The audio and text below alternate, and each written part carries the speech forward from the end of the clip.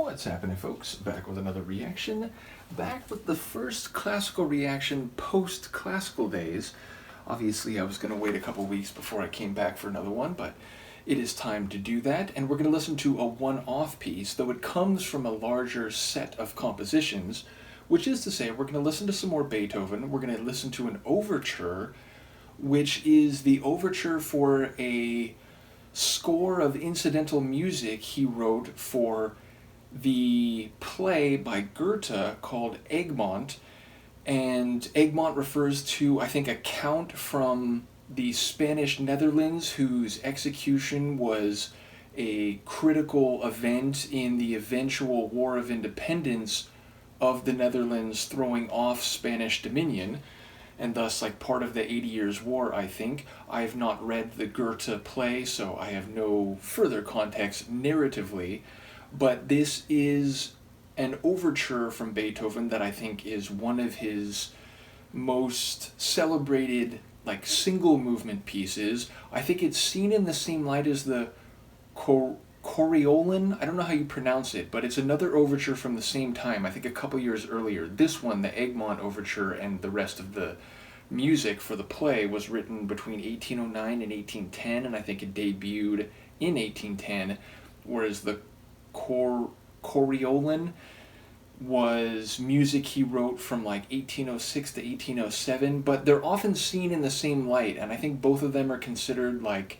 near the end of his middle period. Again, I know a fair amount about Beethoven's work, but I'm not a classical music historian per se or scholar, so yeah, I'm using these terms and phrases with an asterisk because, again, I don't know specifics. But again, I think these two overtures are often included together, and indeed on this recording, more on that in a moment because I left the CD over here, but I do actually have this one in physical form, and I will just mention this CD not only includes both the Egmont overture and the Coriolan, but it also features my favorite all-time recording of my favorite Beethoven symphony, and surely my favorite symphony overall, his seventh. I've talked about it a lot, so I won't repeat it here, and I did already react to a recording of the seventh, which I think was by the Berlin Philharmonic with Karl Baum conducting, I believe. Nevertheless, this is the CD that made me fall in love with the seventh. It is conducted by Vladimir Ashkenazy, who's not only a conductor, but he was a famous pianist as well, and it's performed by the Philharmonia Orchestra. So, at some point I'm going to go back and I'm going to do reactions to pieces I've already gone through, but with different conductors and orchestras, because I think that's always an interesting comparison, and some of these pieces I love so much it wouldn't hurt to hear another rendering of it. So at some point in the future, probably a little bit down the road, but we'll come back and listen to my all-time favorite recording of my all-time favorite symphony. But in the meantime, we are going to listen to the Egmont overture. As I said, this is conducted by Vladimir Ashkenazy and performed by the Philharmonia Orchestra. In the moment, I don't see the year. Does that say 84? Yeah, I think it's 1984.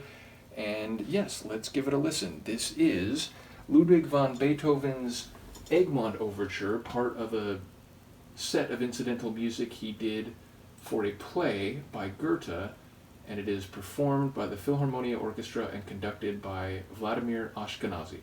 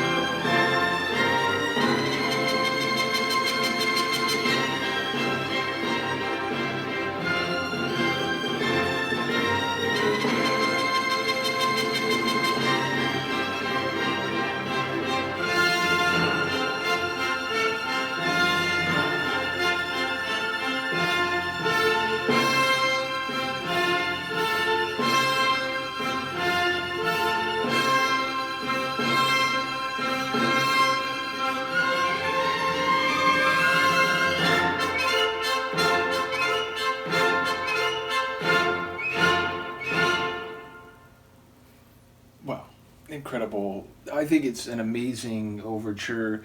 It features parts that are sweet and tender, but also a lot of power and drama. There's sections where it seems to have a call and response type of dialogue. There's a big stroke and then a soft reply, and it sort of goes through some variations. There's sections where it has a bit more danger or at least mystery, and then there's a section where it has some of that and some power, and then it comes back around again, and the second time it has a bit more like optimism or brightness to it. I enjoy the fanfare. There's a nobility to it, and by the end it feels very courageous and heroic and triumphant. So again, I don't know the play, but my understanding is that it is written in a manner where, you know, someone's sacrifice and their noble courage is part of a larger story of resistance and triumph in the long term. In any case, I think it is very well written. Different parts of the orchestra really stand out. The strings maybe more than anything else, but there's some timpani in there. The brass has a large part to play. Maybe less so the woodwinds on this one. I don't think they feature quite as prominently as the strings or the brass, but it's just very well balanced. I like the progression of it, which again goes from sort of like heavy, powerful, but also with a bit of danger, leading to this triumphant and courageous crescendo at the end. Once again, I think it's very well performed by the Philharmonia Orchestra, conducted by Vladimir Ashkenazy. And I really can't tell you, like, you know, any recording of this overture I'm going to enjoy on some level. But this CD really is massively critical to the initiation of the second phase of my love of classical music. I mentioned I listened to it from the time I was very young in the 80s because my dad is a classical music fan, and he, you know, brought me up listening to it and also had a big collection, and, you know, ultimately I heard a lot through his direction, if you will. But over time, I would occasionally just, you know, take a CD and put it on the CD player, and I would listen to it on my own. And then, as I mentioned, late teens, end of high school, very beginning of the 2000s, for whatever reason, I just had a renewed interest in classical music, and with a handful of friends of mine, we all kind of dove into it head first, started going to concerts. We'd go to CD shops with classical sections, and we all sort of buy CDs. It was like this really fun period in my own involvement with classical music. And even though this came from my dad's collection, I think I really started listening to it again, like 99, 2000, maybe 2001, and it became one of my favorite CDs, in part because, as I said, it has this amazing recording of Beethoven's Seventh, which at the time became even more one of, if not the favorite piece of classical music for me, which of course was reinforced through Nota Me Cantabile and Carl Sagan's Cosmos. So yeah, this CD just has a very nostalgic and special place for me. As I said, it might be a little bit down the road, and we'll probably listen to the Coriolan, again, I don't know if I'm pronouncing that correctly, but we'll listen to that overture before we come back, and, you know, probably a number of other pieces before we get to a second look at Beethoven's Seventh Symphony from this CD and recording. But at some point we will do that, because I'd be interested, and I'm sure many of you would, to compare and contrast it to the Karl Baum performance that I already listened to. In any case, let me know what you think of this. From the very content Luca and I will see you next time. Peace.